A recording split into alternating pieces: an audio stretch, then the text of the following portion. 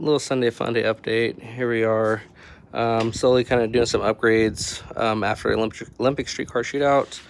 First one is I'm moving over to CO2 boost control after dealing with all the wastegate issues or wastegate spring issues.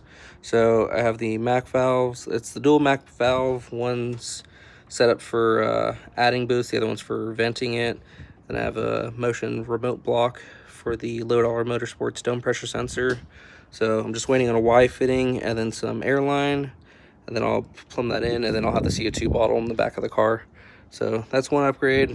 The main upgrade that I did currently, or I'm still in progress, is changing over to bigger fuel lines. So I have some Vibrant Performance PTFE-8 supply line, and then the Vibrant Performance -6 return line. So I got the fittings from Aeromotive to switch over the stock fuel lines over to AN fittings. So I have those, and then pretty much after Redwood, I will be replacing the fuel rails and then do a motion fuel pressure regulator.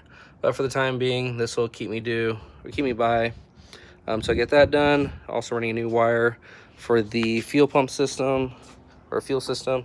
So I'm removing the 8-gauge wire I had under there for a 4-gauge. Obviously you can kind of notice the difference already.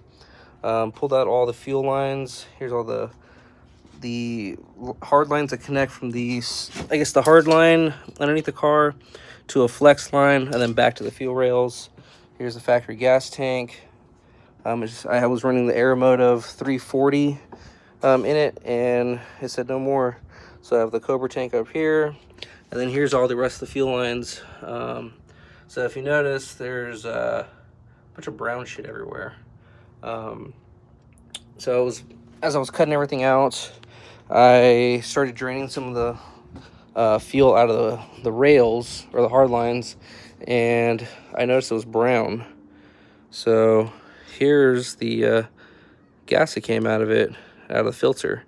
All kinds of sediment. So on day 2, which was the driving session of the event, I stopped at a gas station like middle of nowhere because I was running out of gas, and I think that gas station screwed me.